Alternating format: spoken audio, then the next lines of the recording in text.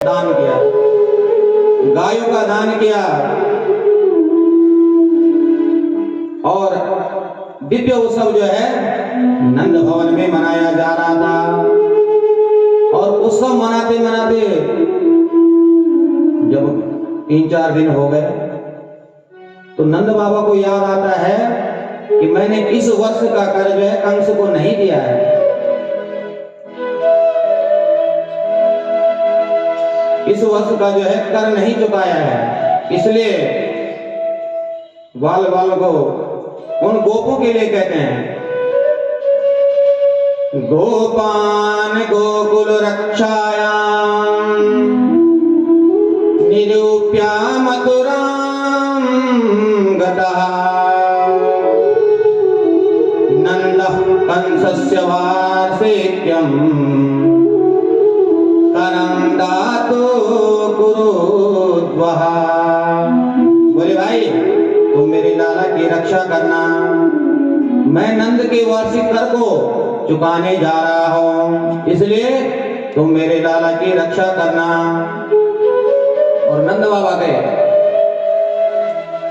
वार्षिक कर देने गए।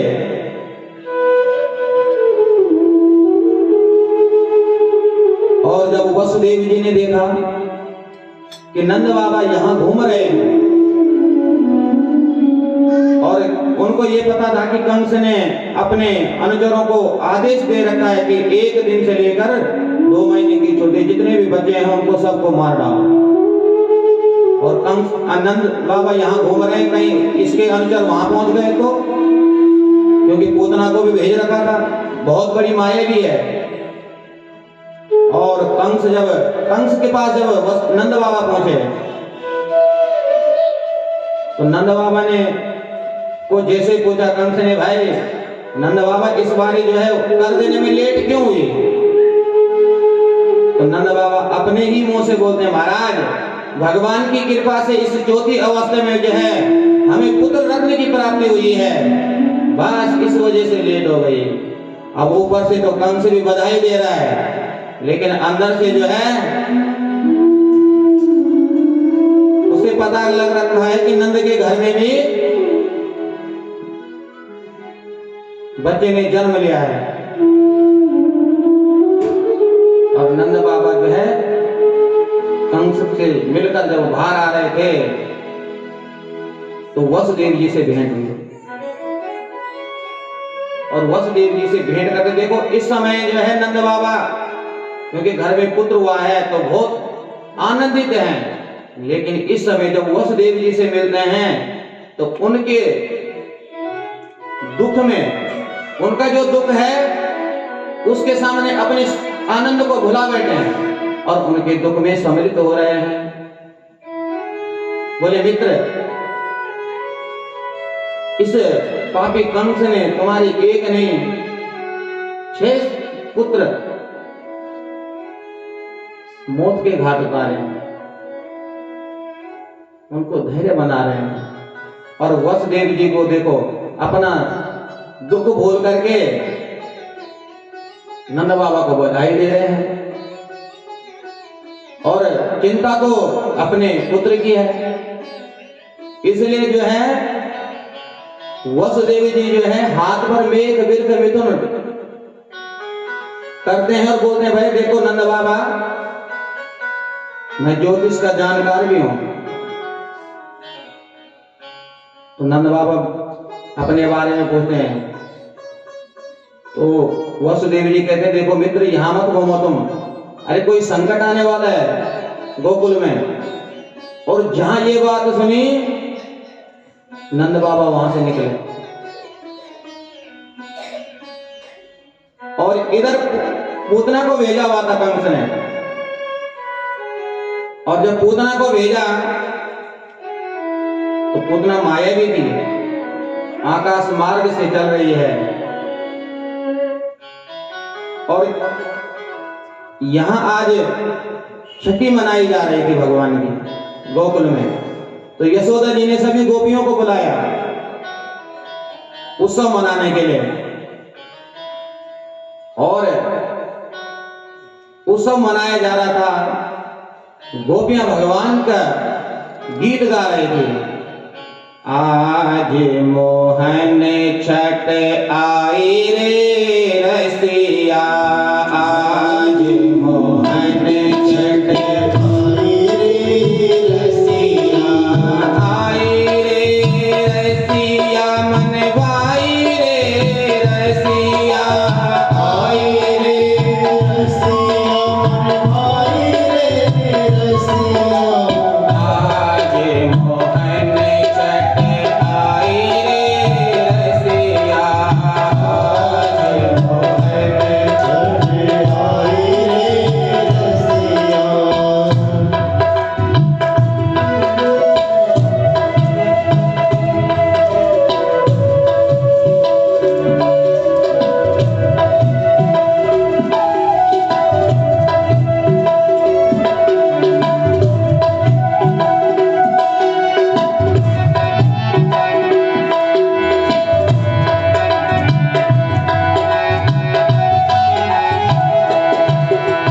देखो लाला को नंद के घर में हुआ, लेकिन वहां उत्सव सबके घर में हो रहा है। बंधन बार पताका घर घर, बंधन बार पताका घर घर, बंधन बार पताका घर घर, बंधन बार पताका सुरभिकार दुहाई रे रसिया, सुरभिकार दुहाई रे रसिया, आज मोहन छठ आई रे रसिया, आज मोहन छठ आई रे रसिया।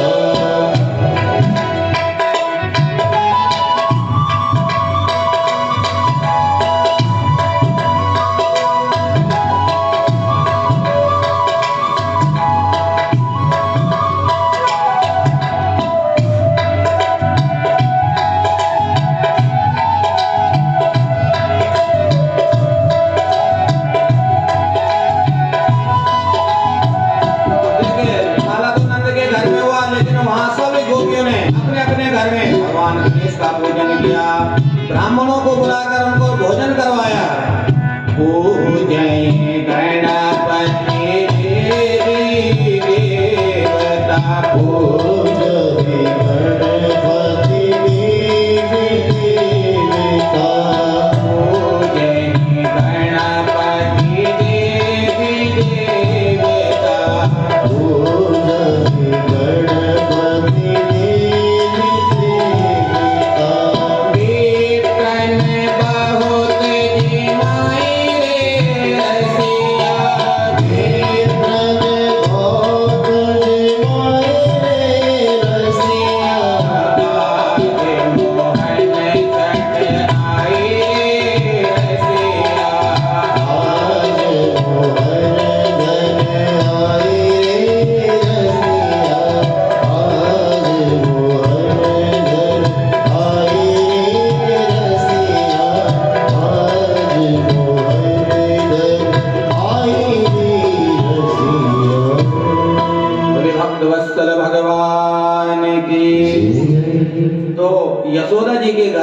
नंद भवन की ओर जो है गोपियां जो है जा रहे थे उत्सव मनाने के लिए और ये गीत गा रहे थे। तो पूतना को लगा कि यहाँ छठी मनाई जा रही है, यहाँ बालक ने जन्म लिया है, तो विचार किया यहीं जाती हो। लेकिन सब गोपियां तो सज धज कर जा रही थी, पूतना है राक्षसी, तो क्या किया जाए। सुखदेव जी कहते हैं कि हे राजन, वो पूतना मायावी थी और उसने माया से अपना शरीर ऐसा बनाया है, सुखदेव जी तो वर्णन करते हैं, योषित्व माययात्मानं प्रविशत् कामचारिणी। मानो ऐसा लग रहा हो कि वैकुंठ से साक्षात श्रीदेवी लक्ष्मी ही अपने पति के दर्शन के लिए जा रही हो। इतना सुंदर स्वरूप उसने बनाया। असाम्मताम्भोजकरेण रूपिणी गोप्या स्त्रिया दृष्टुमिवागतां पतिः। इतना सुंदर स्वरूप पूतना ने बनाया कि सुखदेव जी कह रहे हैं कि राजन, ऐसा प्रतीत हो रहा है कि वैकुंठ से साक्षात श्रीदेवी महालक्ष्मी ही अपने पति के दर्शन के लिए जा रही हो। इतना सुंदर वेश बनाया। और जब सभी गोपियां गई, गोपी सभी गोपियों को तो पहचानती है यशोदा, लेकिन इसे तो कभी देखा नहीं। तो इसने भी, अरे यशोदा बहन, बधाई हो बहन, लेकिन पहचाना नहीं बहन मैंने। पूतना ने कहा, अरे मुझे नहीं पहचाना। अब यशोदा जी दुविधा में है कि क्या कहूं, मना भी करती हूं तो इसे बुरा लग जाएगा। नहीं मना किया, बोले अच्छा बहन, हो सकता हो भूल पड़ गई हो। और क्यों कि यशोदा जी तो है ही यशम ददाति, जो यश दे प्रदान करे, वही तो है यशोदा। और अब यशोदा मैया ने बोला बहन, क्योंकि पूतना ने पूछा कि कहाँ है लाला, अरे दर्शन करने हैं मुझे।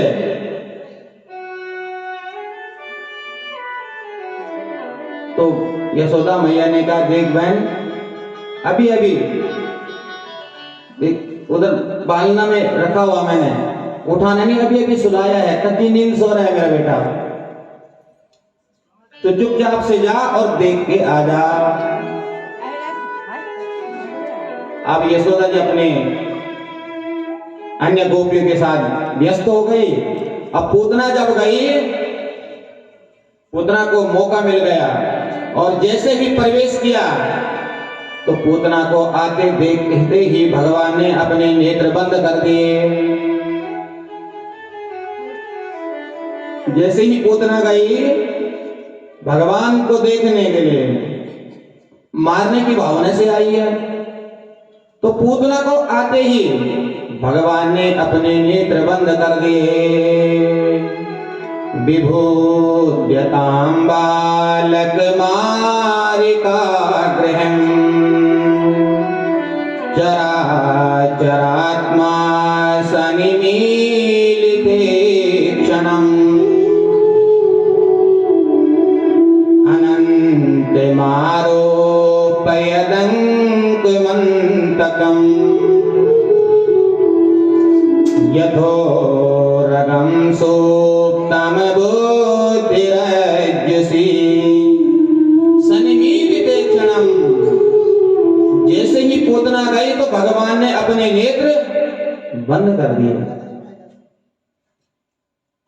क्यों किए भगवान ने अपने नेत्र बंद? इस पर संतों ने अपने अपने भाव प्रकट किए हैं। मानो भगवान कह रहे हैं कि आए तो थे हम यहाँ माखन मिश्री खाने के लिए, लेकिन मौसी जी आ गए हमें विष पिलाने के लिए। तो मानो भगवान शंकर का ध्यान कर रहे हैं आंख बंद करके कि भोले बाबा विषपान करना तो तुम्हारा काम है। और एक बात और है, क्यों कि कपटी बनकर आई है पूतना। तो भगवान आंख बंद करके कहना चाहते हैं कि जो कुपात्र हो उस पर कभी दृष्टि नहीं डालनी चाहिए, उससे बच जाइए। उस पर दृष्टि डालोगे तो हो सकता है तुम्हारे मन में भी वासना का प्रवेश हो जाए, क्योंकि इन नेत्रों से ही वासना का प्रवेश होता है। इसीलिए तो कहते हैं कि दृष्टि ऐसी होनी चाहिए। दृष्टि सुधारिए सबसे पहले अपनी, क्योंकि वासना का प्रवेश हमारे जीवन में नेत्रों से ही होता है। पहले देखा और फिर वो जीवन में उतरने लग गया। इसलिए भगवान ने कहा कि कोई दृष्टि का पात्र नहीं है तो आंख बंद कर दो, लेकिन उस पर नजर मत डालो। और भगवान कह रहे हैं कि उतना तो माया भी है, मायावती, और हम हैं माया के पति।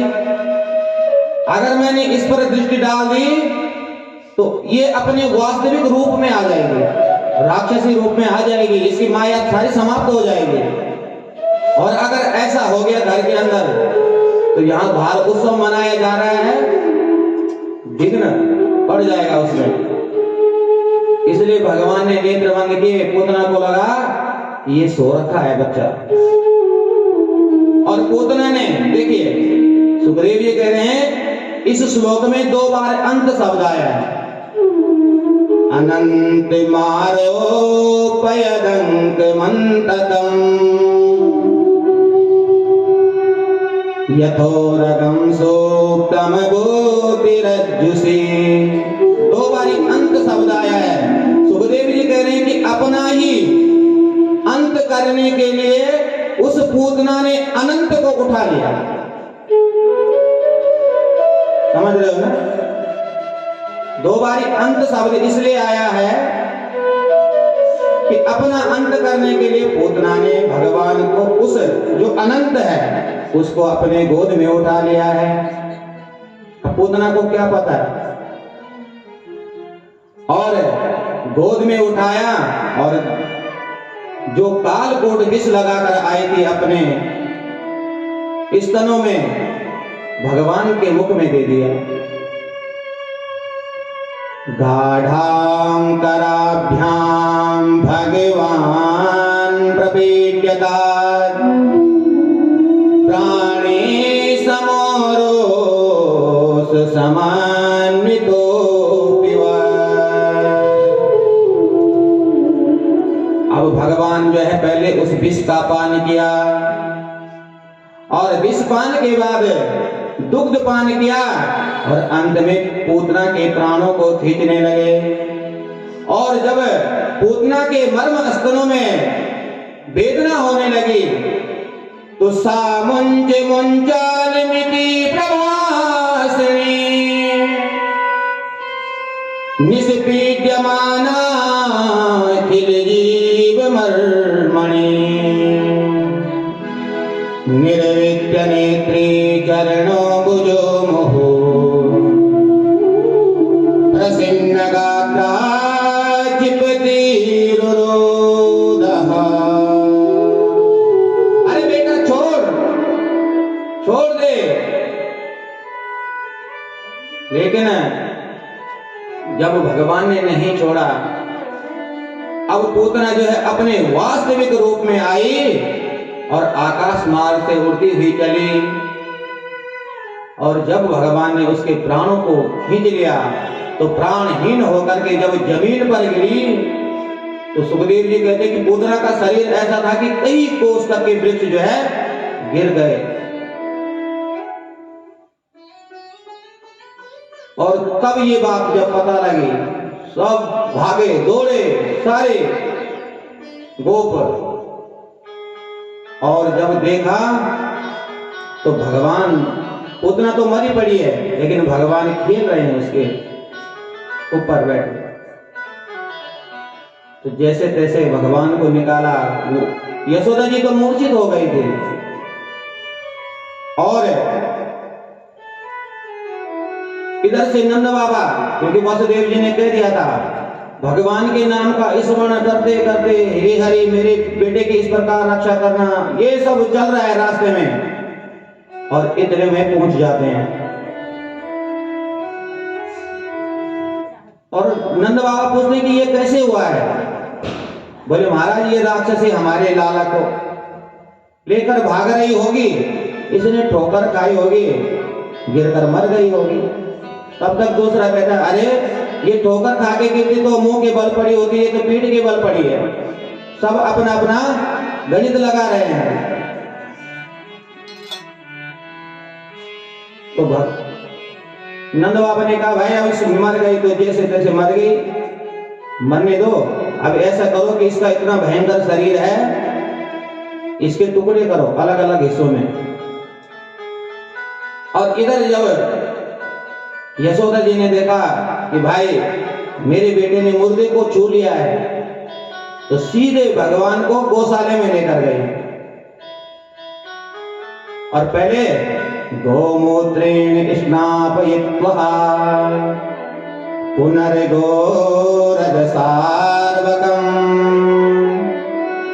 रक्षां चक्रुस्य सत्कृता द्वादश अंगेषु नामभिः। पहले गौशाले में ले जाकर गाय के मूत्र से स्नान कराया, गोमूत्र से, और पुनः गाय के जो खुर होते हैं ना, गौशाले की जो मिट्टी होती है रज, उस रज से स्नान कराया, और फिर गाय की पूंछ पकड़ी, गाय की पूंछ पकड़े, गाय की पूंछ से भगवान के ऊपर झाड़ा देने लगी। भगवान के ऊपर झाड़ा दे रही है। और इस भागवत में दसम स्कंद का जो छठा अध्याय है भागवत में, उसमें जो है ये बाल रक्षा कवच के मंत्र हैं, और इन 4 मंत्रों से अगर किसी बच्चों पर ऊपर कोई ऐसी बाधा हो जाए तो गाय की पूंछ पकड़ो और इन 4 मंत्रों को बोलो तो वो सारी ऊपरी बाधा समाप्त हो जाएगी। इसको बोलते हैं बाल रक्षा कवच। इंद्रियाणि ऋषिकेश प्राणा नारायणोऽवतो श्वेतदीपपतिश्चित्तम् मनो योगेश्वरोऽवतो। हे ऋषिकेश भगवान, मेरे लाला की इंद्रियों की रक्षा करो। हे नारायण, मेरे लाला के प्राणों की रक्षा करो। हे श्वेतदीप के अधिपति, मेरे पुत्र की चित्त की रक्षा करो। इस प्रकार जो है मंत्र का उच्चारण हो रहा है और गाय की पूंछ से झाड़ी दिए जा रहे हैं। देखो ये है, बच्चों पर कभी अगर ऐसी स्थिति हो जाए तो ये काम करना चाहिए। अब तो गाय कहाँ है घर में तो कुत्ते बढ़ गए हैं।